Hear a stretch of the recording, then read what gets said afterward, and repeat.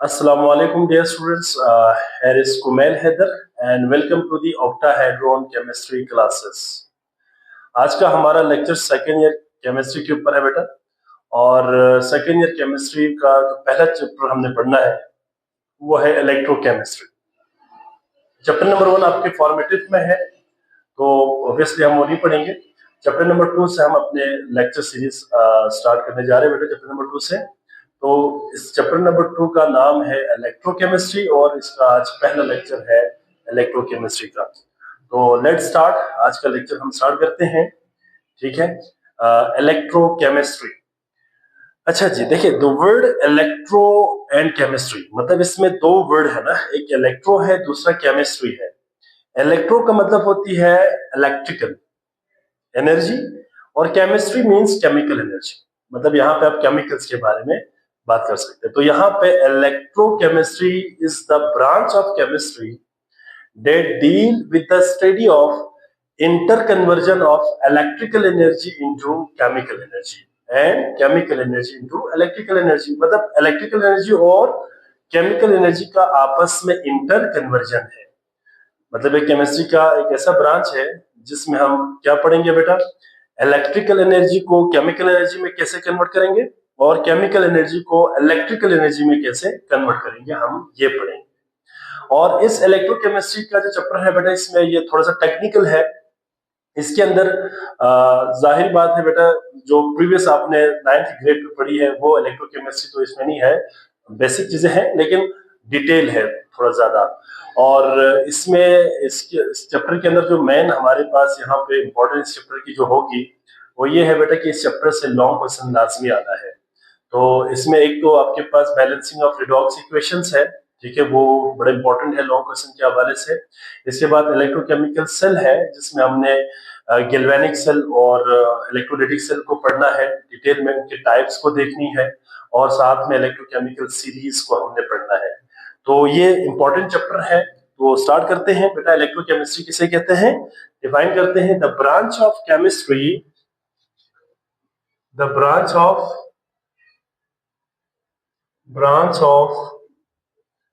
chemistry which deal with the study of interconversion of electrical energy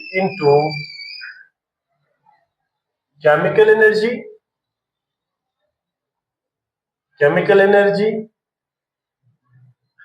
and chemical energy into electrical energy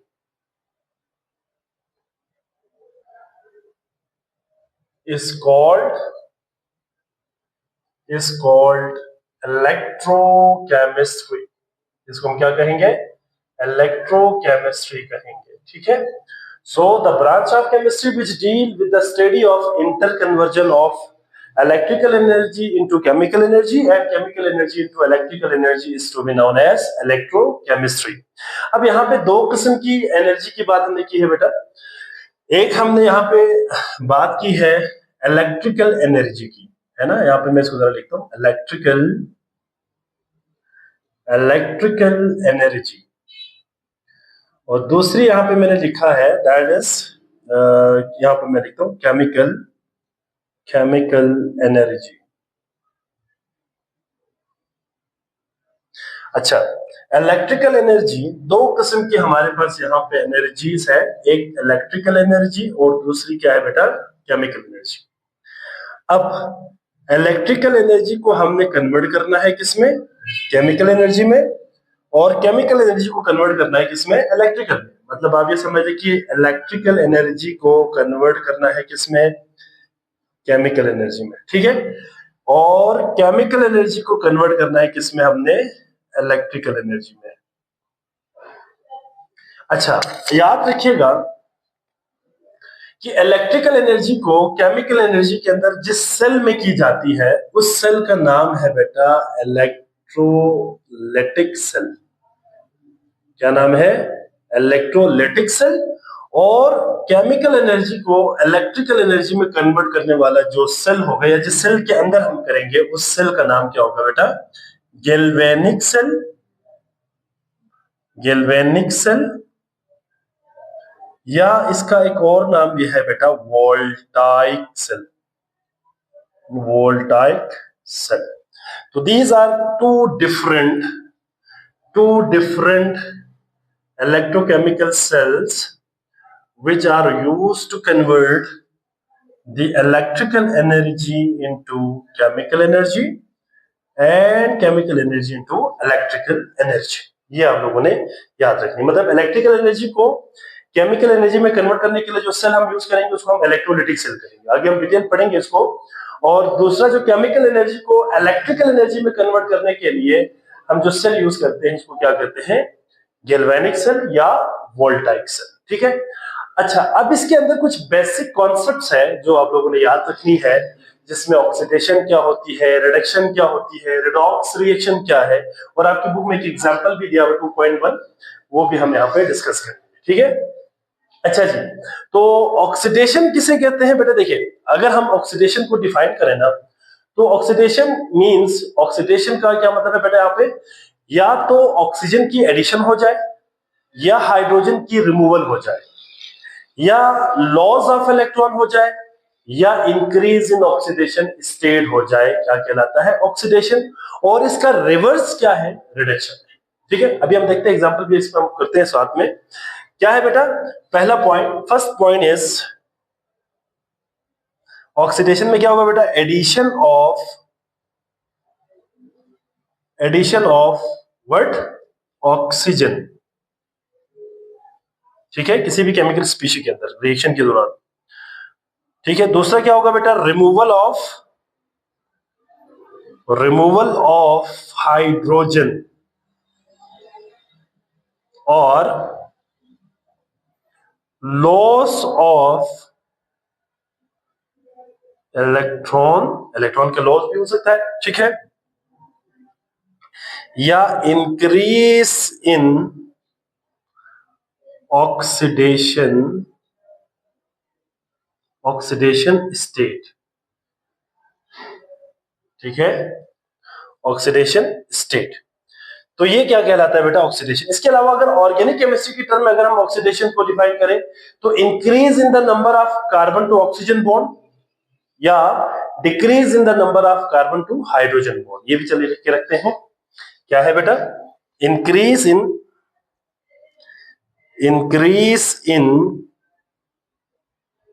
carbon to oxygen bond. ठीक है। और decrease in carbon to hydrogen bond. इसको हम क्या कहेंगे बेटा, oxidation कहेंगे। कुछ एग्जांपल यहां पे कोट करते हैं तो आपको क्लियर हो जाएगा बेटा। एग्जांपल्स है, एग्जांपल्स हम यहां पे लिखेंगे इसमें।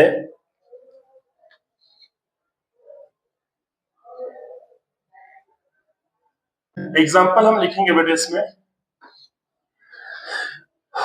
पहला एग्जांपल बेटा देखिए, अच्छा एग्जांपल मैंने बेटा, मैं आपको एक चीज यहां पर क्लियर बताऊं। देखिए हमारे पास ये सारा प्रोसेस ऑक्सीडेशन कहलाता है, लेकिन हमने इस चैप्टर के अंदर मेनली फोकस करना है बेटा किसको, लॉस ऑफ इलेक्ट्रॉन और इंक्रीज इन ऑक्सीडेशन स्टेट। हमने फोकस किस पे करना है, ऑक्सीडेशन। देखिए ऑक्सीडेशन बेस्ड ऑन इस पे लॉस ऑफ इलेक्ट्रॉन या इसके साथ increase in oxidation state.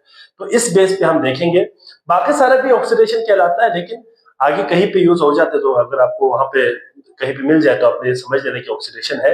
Otherwise यहाँ पे इस चैप्टर के अंदर हम ज्यादातर लॉस ऑफ इलेक्ट्रॉन की टर्म में पढ़ेंगे ऑक्सीडेशन को, और इंक्रीज इन ऑक्सीडेशन स्टेट। तो मैं एग्जांपल भी इसी बेस पे दूंगा। ठीक है।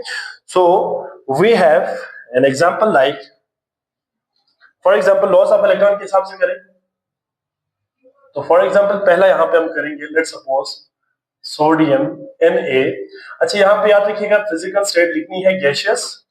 सोडियम गैसियस जब अपना एक इलेक्ट्रॉन लॉस करता है ना बेटा, then they will form sodium gaseous ion +1 साथ में एक इलेक्ट्रॉन को ये क्या करेगा, लॉस कर देगा।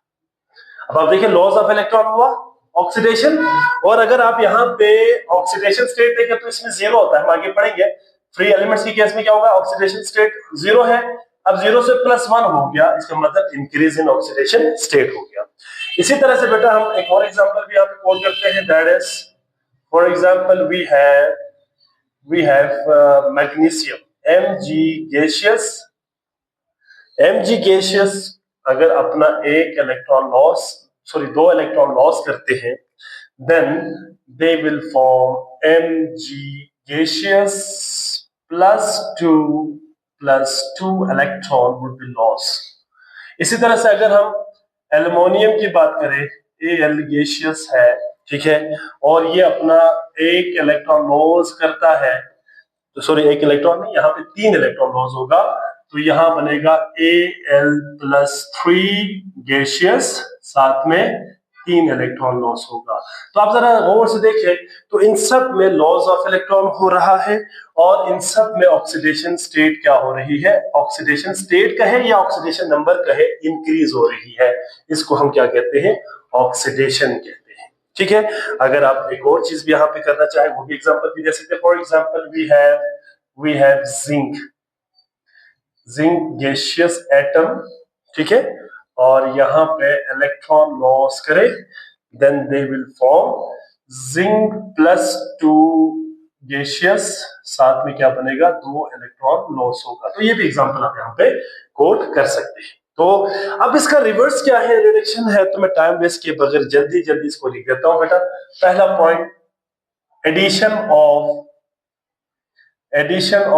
क्या होगा, ऑक्सीजन की जगह पे हाइड्रोजन, यहाँ पे हाइड्रोजन की एडिशन होनी है, या रिमूवल ऑफ क्या होगा, ऑक्सीजन, और गेन ऑफ इलेक्ट्रॉन। इसी तरह से क्या होगा बेटा, देखिए इसमें इंक्रीज था तो इसमें क्या होगा, डिक्रीज इन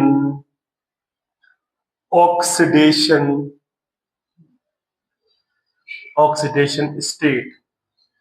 इसी तरह से बेटा ऑर्गेनिक केमिस्ट्री की टर्म में अगर हम देखें तो क्या होगा, ऑर्गेनिक केमिस्ट्री की टर्म में अगर हम देखें तो इसमें क्या होगा बेटा, increase in the number of carbon to hydrogen bond, और इसका reverse, decrease in the number of carbon to oxygen bond, right. ये इसका उलट बेसिकली यहाँ पे हमने लिखा है। एग्जांपल यहाँ पे कोट करते हैं बेटा, एग्जांपल है, for example we have different chemical species that gain electron, इसमें भी हम in the term of gain and the decrease in oxidation state के बेस पे पढ़ेंगे। ठीक है, तो यहाँ पे एग्जांपल में दे रहा हूं बेटा। फॉर एग्जांपल सबसे पहले अगर हम यहाँ पे देखें तो chlorine, for example chlorine gaseous, chlorine जब अपना जब ये एक इलेक्ट्रॉन गेन करता है, ठीक है, कहीं से एक इलेक्ट्रॉन को क्या करता है, गेन करता है, then they will form a chloride ion. क्या बनाता है, क्लोराइड गैसियस आयन, -1 के साथ। ठीक है, 1 ना लिखे तब भी माइनस लिखने का मतलब 1 ही है, -1 है। इसी तरह से बेटा we have bromine gaseous +1 electron, जब ये गेन करता है, then they will form bromide -1 gaseous. Similarly, we have oxygen, gaseous oxygen जब 2 इलेक्ट्रॉन गेन करता है, ठीक है, then they will form oxygen -2 gaseous, इसको बोलते हैं ऑक्साइड आयन। क्या बोलते हैं, ऑक्साइड। इसी तरह से नाइट्रोजन भी कर सकता है बेटा, नाइट्रोजन गैसियस अगर ये 3 इलेक्ट्रॉन गेन कर लेता है, ठीक है, then they will form a nitrite -3 gaseous ion. ठीक है, ये बनता है। ठीक हो गया ना बेटा। इसी तरह से सल्फर भी है, सल्फाइड बनता है। ठीक है, सल्फर भी, सल्फाइड मिसाल के तौर पर सल्फर है गैसियस, अगर ये 2 इलेक्ट्रॉन गेन करता है तो दे will form a sulphide ion. ठीक है, सल्फाइड आयन -2 गैसियस। तो अब आप जरा गौर से देखिए, तो इन सब में क्या हो रहा है, देखिए जीरो ऑक्सीडेशन स्टेट था, zero oxidation state, zero oxidation state, zero oxidation state and zero. अब जीरो से -1 होना, -2 होना, -3 होना, -2 होना, मतलब माइनस में जब जाएंगे तो डिक्रीज इन ऑक्सीडेशन स्टेट। अभी हम आगे पढ़ेंगे ऑक्सीडेशन स्टेट और ऑक्सीडेशन नंबर क्या होता है और इसको कैसे फाइंड की जाती है, ये सारा हम रूल्स को भी पढ़ेंगे तो आपको क्लियर हो जाएगा। तो ये था बेटा हमारा oxidation and reduction.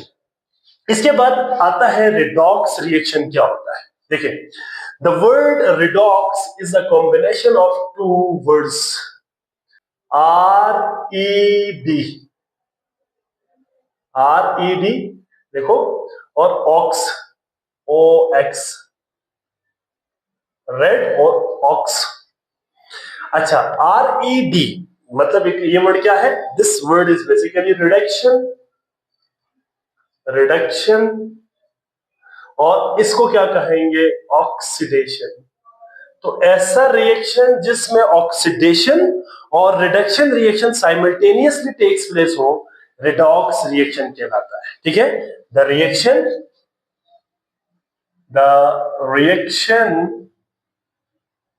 in which oxidation and reduction reaction takes place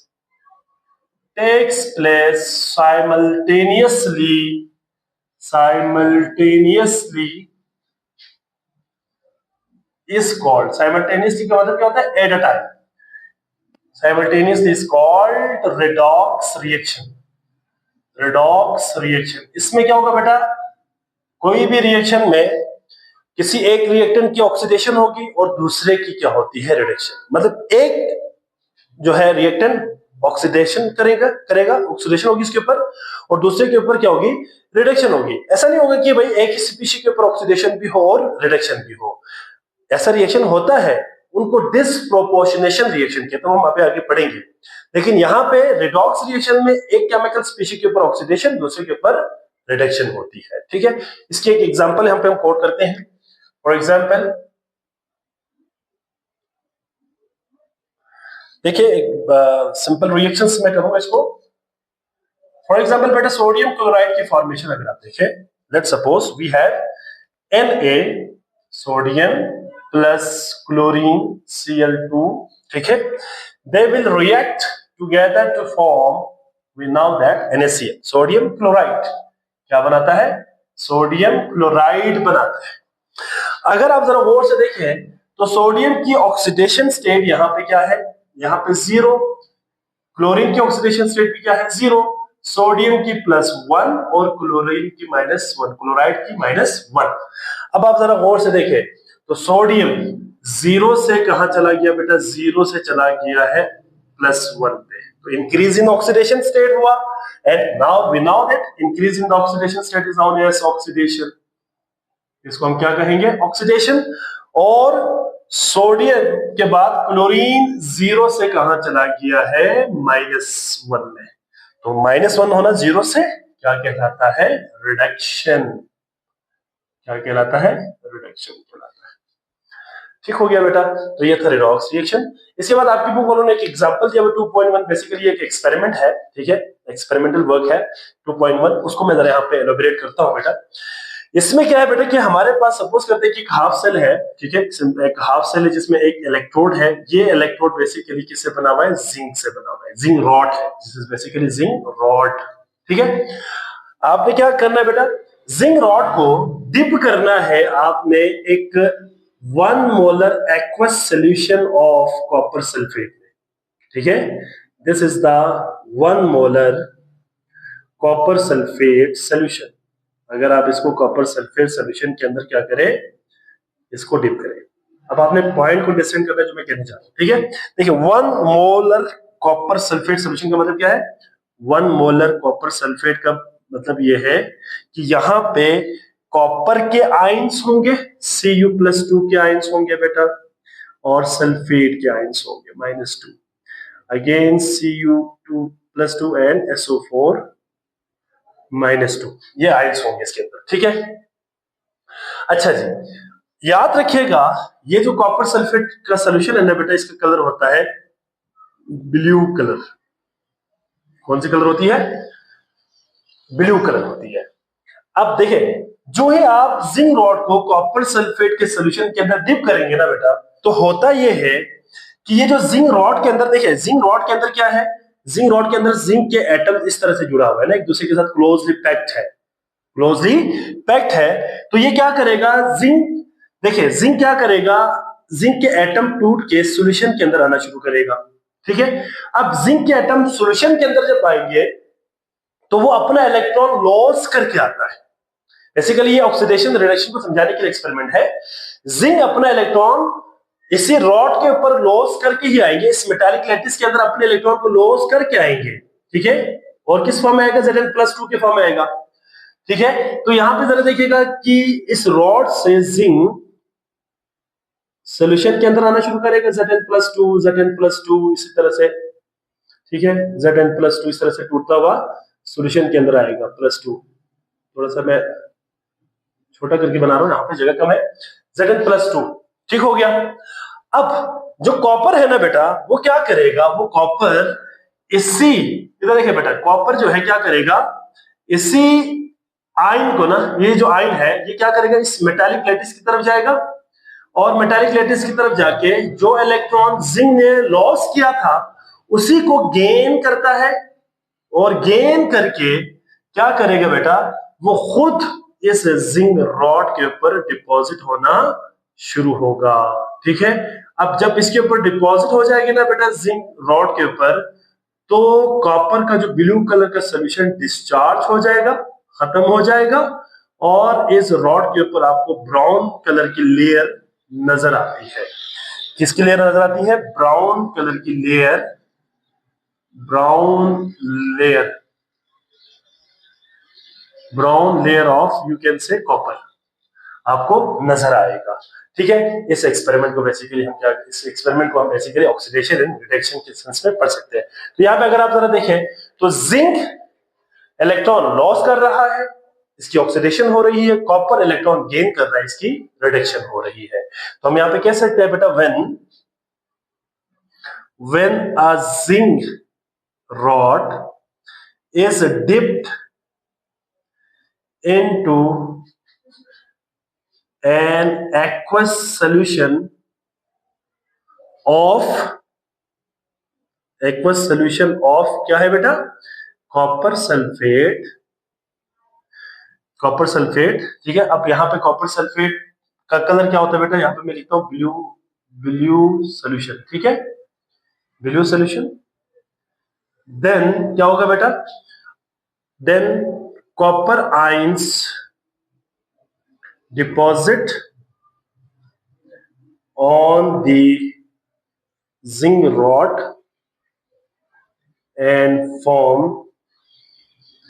and form a brown layer, and the blue color of a solution discharge, ये क्या हो जाएगा? डिस्चार्ज हो जाएगा, ठीक है। अब इसके रिएक्शन जरा मैं अगर लिखूं यहाँ पे, ठीक है, जो रिएक्शन अगर यहाँ पे रिडॉक्स रिएक्शन अगर लिखूं तो यहाँ पे क्या होगा बेटा? रिडॉक्स रिएक्शन में क्या होगा? जिंक क्या करेगा? सॉल्यूशन के अंदर आएगा, Zn, सॉल्यूशन के अंदर आएगा बेटा Zn, और क्या बना देगा? Zn+2 प्लस 2 इलेक्ट्रॉन लॉस करेगा, ठीक है। और कॉपर क्या करेगा बेटा? Cu+2, यही 2 इलेक्ट्रॉन गेन करेगा, और क्या करेगा? Cu सॉलिड के फॉर्म में कन्वर्ट होगा, ये वाला सॉलिड है, ठीक है। तो ये फिर क्या करेगा? ये फिर डिपॉजिट हो जाता है, दिस वुड डिपॉजिट, ये डिपॉजिट हो जाता है, ठीक है। और जिंक ने इलेक्ट्रॉन लॉस किया है, तो हम यहाँ पे कह सकते हैं कि this reaction is oxidation, oxidation reaction, मतलब ऑक्सीडेशन हुआ है जिंक की, और यहाँ पे क्या हुआ है, रिडक्शन हुई है। ठीक हो गया बेटा। तो ये था आज का लेक्चर बेटा, इसका एक स्क्रीनशॉट ले ले।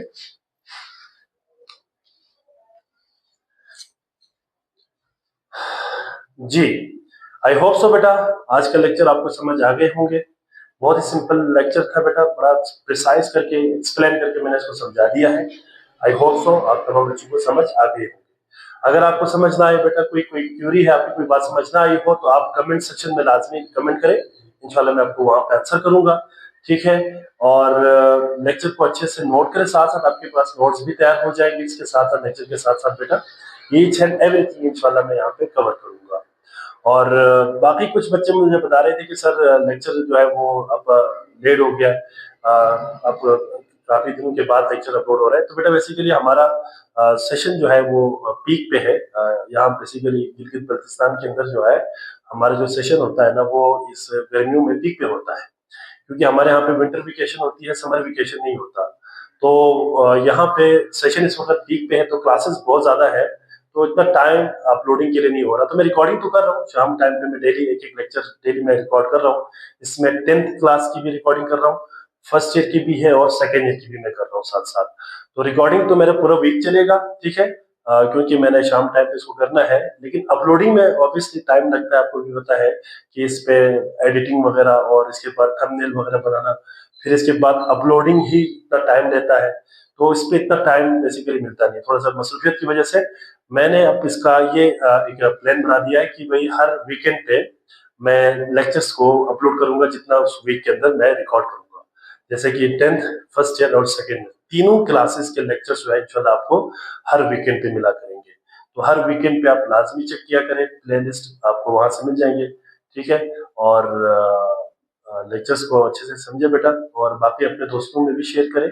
और यहाँ पे हम अपने लेक्चर को स्टॉप करते हैं, ठीक है। आज का बड़ा सिंपल लेक्चर था, शुरू किया इंशाल्लाह, हमारे लेक्चर सीरीज का पहला लेक्चर था सेकेंड ईयर का। तो ये हो गया बेटा, इंशाल्लाह अगला जो हमारा लेक्चर होगा वो हम ऑक्सीडाइजिंग एजेंट, रिड्यूसिंग एजेंट क्या होती है, इसके बाद ऑक्सीडेशन स्टेट क्या होती है, रूल्स असाइनिंग ऑक्सीडेशन स्टेट्स क्या होती है, इस पे हम करेंगे।